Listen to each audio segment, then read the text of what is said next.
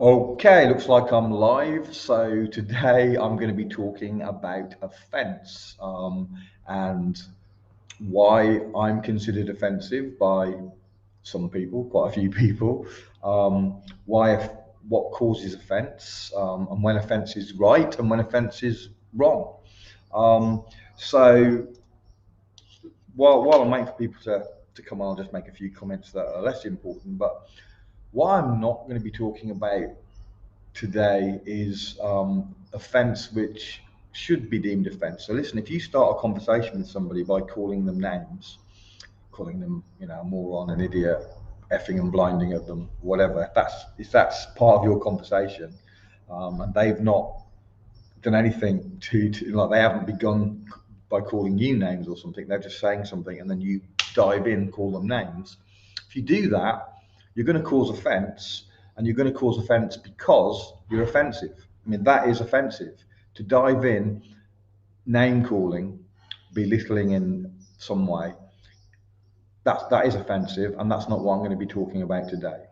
All of us have done that for various reasons, right or wrong, and we're going to be causing offence when we do that. Sometimes, for various reasons in our life, we cause offence on purpose. We offend people on purpose, maybe because they've hurt us or something. I'm not talking about any of that at all. So that's a whole different area. But a lot of offence today is taken when it shouldn't be. And there's reasons for that, and that's what I want to discuss today. So there's a lot of people getting offended all over the place. They shouldn't be offended, but they feel that they should, and they almost feel like righteous offence. Um, and there are some very clear and good reasons for that, which I don't think is well understood, certainly by the people that are taking offence. So it's by design. Okay, so let me explain a little bit. And by the way, if anybody wants to throw in some comments or whatever, I will see them. So if you say something or want to add or disagree, call me a name, whatever.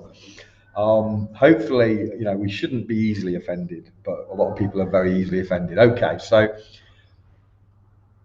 the situation that we find ourselves in is we have authorities that want to control people. And in order to control people, you don't want highly educated people. You don't want people that are going to challenge the narrative that they are putting out. Okay, you want people that are going to be compliant, but are not going to disagree and argue with the things that you as an authority do. Okay, so how do you achieve getting a compliant population? Well, there's various ways of doing it. One of the ways is to have people of low education. I'm not going to be talking about that right now. I'm talking mainly about the educated world, the first world, that's supposedly educated. Okay, so how do you get them to be compliant? Well, one of the things that you do is you teach them that disagreement is in itself wrong. Okay, so you don't want people disagreeing because you don't want people disagreeing with you. You can't just say you can disagree with everybody else but not us. Well, you can say that, but it's not a very powerful argument. So what you want to do instead is teach that disagreement is wrong, something to be avoided. So is that taught? Well, let me give you a very famous teaching that's around the world in every country. It's here in Brazil, it's in the UK, it's in the US, wherever you are, I'm sure you're going to know this little phrase I'm about to tell you. But the phrase is never talk about religion or politics. Okay, so I'm sure you know that phrase. Maybe there's some people in some obscure country that doesn't, but that is very, very well known. Never talk about politics or religion. Okay, so where does that come from? Well, politics and religion are two of the most important topics that you can discuss. I'm a Christian, so I believe that understanding what Jesus did and so on is the most important thing ever that you could ever discuss. The most important subject by a mile. But you may not think that, and that's fine. That could be something we could disagree about. Okay, politics equally is the thing that affects us more than anything else. Whatever's going on politically in your country where you are or around the world is going to directly affect you. Yet we're told never talk about politics or religion. And the implication is, the reasoning behind it is because people disagree on those subjects. So therefore they're saying don't talk about subjects over which you might disagree. The implicit teaching there, disagreeing is fundamentally wrong. Do you see that? Disagreeing is fundamentally wrong. They don't want you disagreeing. They want you to think that disagreeing is wrong. And they've done such a great job of that, that now if you disagree with people in a perfectly respectful way, you just say, oh, I wouldn't agree with that because blah, blah, blah. People get offended.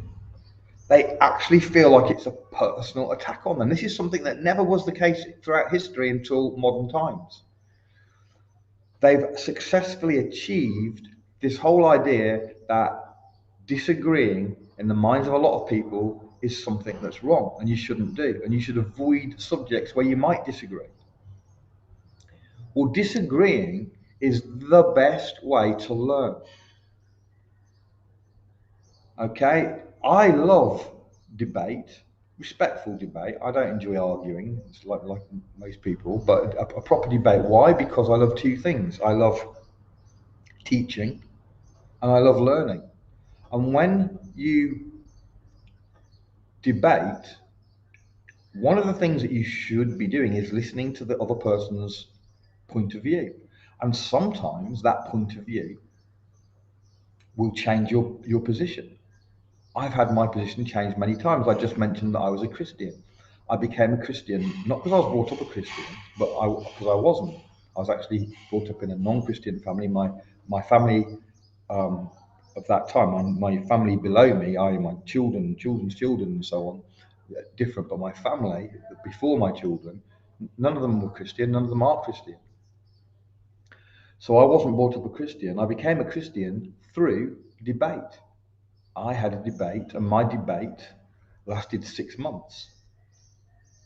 And it was a debate with actually not Christians, but Jehovah's Witnesses.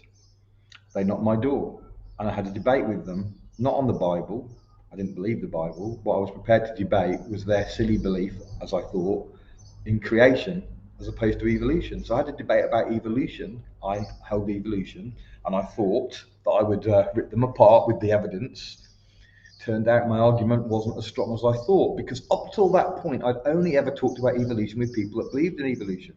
When I talked about evolution with people that didn't, and they started putting arguments and I had to defend, that's when I learned that my argument was nowhere near as good as I thought it was. And eventually, after 6 months, I'm quite stubborn. After 6 months, once a week, eventually I had to succumb and change my opinion. So debate is a wonderful way to learn or reinforce your own position, which is still learning. So I love debate, especially with intelligent people.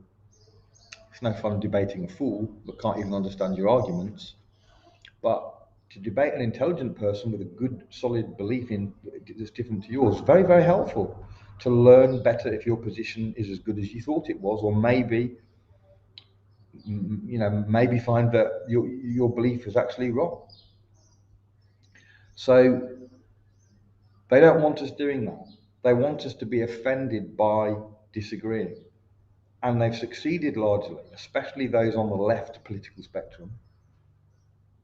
You'll find, and subjects that, for example, let's take the current medical procedure that they want us to take. What you'll find is a complete and utter lack of debate, and not even much in the way of calls for debate. All the pro-scientists should be debating to prove their position that they're correct against the anti-scientists, but you don't see that. It doesn't happen. Thank you, Ray. Debate has gone because they've taught for so long that it's a bad thing. I offend people because I debate. because I disagree. Very often, when somebody comes onto my page and disagrees with me about something strongly, not just a minor thing, but they make a big deal or set themselves up to be an expert or something in the thing that they're disagreeing, I'll often say, let's have a debate on it. For example, the subject of veganism. I'm anti long-term vegan diet. Short-term, some situations fine, but long-term, I'm anti it. Lots and lots of people are vegans. That's fine. I disagree. Very happy to debate it. Guess what? They're not. They're not happy to debate it.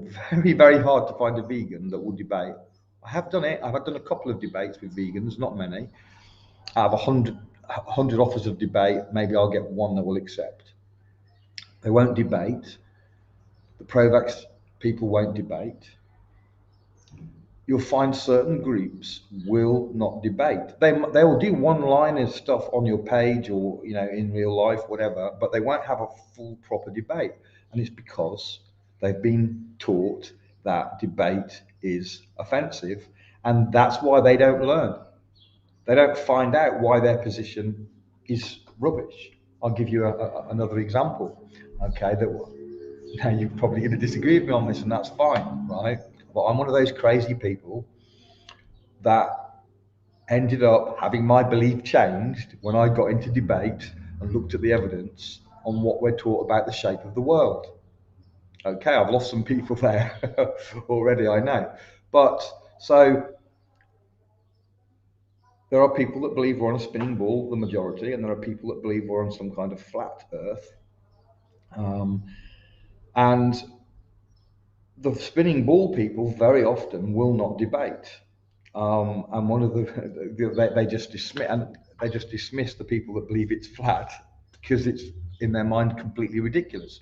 Now, one of the arguments that a lot of them, if you say to someone that believes that they're on a spinning ball, if you say, what is the best evidence of that you actually have? Forget what you're being taught and that you see a spinning ball on every movie, just about, and all over the place and in the classrooms, and forget all of that. Just personally, not what you've been taught, but what is the best evidence that you've personally know, because you've seen with your own eyes, that we're on a spinning ball.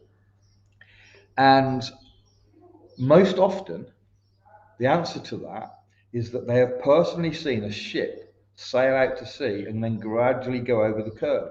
And you see the bottom of the ship disappear, and then a bit more until it's gone.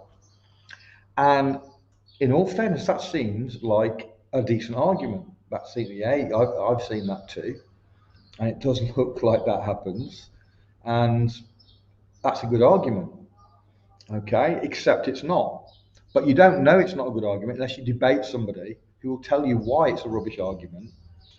And I can prove that it's a rubbish argument in like 20 seconds. Because if you watch a ship appear to go over the horizon, and then after it's gone over the horizon, you put a telescope to your eye and look at the same place, you're going to see the ship still there, proving it hasn't gone over the curve. It just looked like it went over the curve. In the same way that parallel lines, if you're looking down parallel lines, they look like they gradually come together and meet at a certain point in the distance. Same thing, it's an illusion of the eye, which there are explanations for, but you can prove just like that the ship going over isn't going over a curve. How is it that so many people still believe that? Because they haven't debated. They haven't challenged their belief. So that's the first thing. The second reason is because truth is in of itself offensive to many people. It shouldn't be, but it is.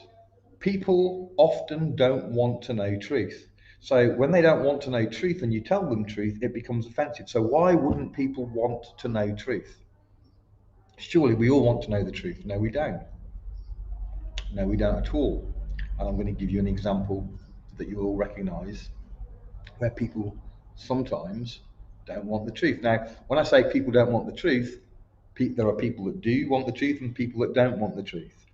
And there are, let's not get too complicated. Okay, so let me give you an example. You have a married couple, and we'll say the husband cheats on the wife. It might not be married, it might be a committed couple together, whatever. whatever. So husband cheats on the wife, or man cheats on the woman in a relationship. And the friend of the woman finds out conclusively, knows it for a fact. And she decides she loves her friend, so she's going to tell her so that she can take appropriate action, do whatever she wants. So she tells her. Now, what we see when that happens are a number of different things that happen. One thing that happens is that the friend that's just been told her partner's cheated is obviously very upset, but very grateful to the friend for telling her. That's one possibility. The second possibility is that rather than be grateful, she's going to hate her friend. She's going to dismiss all evidence. She's going to deny that it's true. And very often completely fall out with her friend for telling her. So that's a person who didn't want the truth. The truth in that situation for her was offensive. Why would it be offensive? Because truth can hurt. Truth can have consequences that you don't want. So there are many, many people today that don't want to know the truth about the medical procedure that's going on. Despite the evidence being overwhelming, they don't want to know because there are consequences to believing that truth. One consequence is that you might look like an idiot. You become part of the anti-vaxxer, which the establishment is making or denigrating and making them look like terrible people, almost murderers. So you don't want to become part of that group. That's one possibility. Second is maybe you've had the thing and you don't want to know what it's doing to you. Third thing is you don't want to lose your job and your income, and so on and so on. So there's reasons why believing that particular truth is going to have some challenges that make you have to change. So the truth becomes offensive. Jesus didn't get crucified for lying to people. He got crucified telling them the truth, but it was an offensive truth. The truth can be very offensive, but rather than admit it's the truth that's causing offense, they say that the person telling the truth is offensive. They're the person at fault. And of course, when we tell truth, we don't always tell it in the perfect way. We're human. We might sometimes, tell it in a less than perfect way, let's say. I'm certainly guilty of that. And that will be used as an excuse to be offended when the truth is that they're being offended by what you're saying, not by your tone or whatever. I say tone, and of course, a lot of the time when we're talking in social media, it's all text. And actually, I think a lot of the time, if it was verbal, it would be less offensive because tone is read in when it's not there in text that you would see wasn't there in speech. So for these reasons, I got accused of being rude and obnoxious on Facebook by making the simple comment, "The truth is never rude." They took that as rude, right? Exactly. The truth is the truth, and we should love the truth, even if it is painful sometimes, and it is. The truth can be painful, as in the example that I gave with the cheating partner. That's a very painful truth, and we often don't want to face the truth when it carries with it consequences, such as now you might have to split up with your partner or never trust your partner or whatever the consequences may be. We call it burying our head in the sand. It can be less painful to bury your head in the sand, although you might get shot while your head's in the sand and you can't see the hunter. There's two sides to every story, right? Not knowing can be bliss until it kills you. So a lot of the offense that people get is down to their relationship to truth. If they don't want truth, they're going to be offended by truth. And it's not probably in most cases a good idea to tell people truth who don't want truth, because you're going to offend them, you're going to achieve nothing, they're not going to believe. So sometimes it's wiser to hold your tongue than try and correct a fool, which is what you're doing effectively. So All this to say, this is my excuse for offending people. It's because I speak only truth and I never do it offensively. Okay. Obviously, sometimes we all speak offensively as well in a way that shouldn't be spoken. It's not always, offense isn't always because of the truth. Sometimes it's because we say it in an offensive way. How can you possibly believe that, you idiot? This is the truth. That's going to be offensive no matter what you say next. Okay. I am sometimes guilty of that. I've got to do better. I try. I hope this has been helpful for people to understand why offence is taken when it's not meant, why they might be offensive sometimes when they're not being offensive, but also be aware that sometimes you might actually be being offensive in a way that you're sharing truth. And it isn't the truth that's being the cause, it's the way you're saying it. That can be true, but a lot of the time it's not. Okay, God bless. Have a great day. Thank you so much for listening. Those that have, Facebook aren't showing too many people my lives anymore because I talk too much offensive stuff. God bless. Bye bye.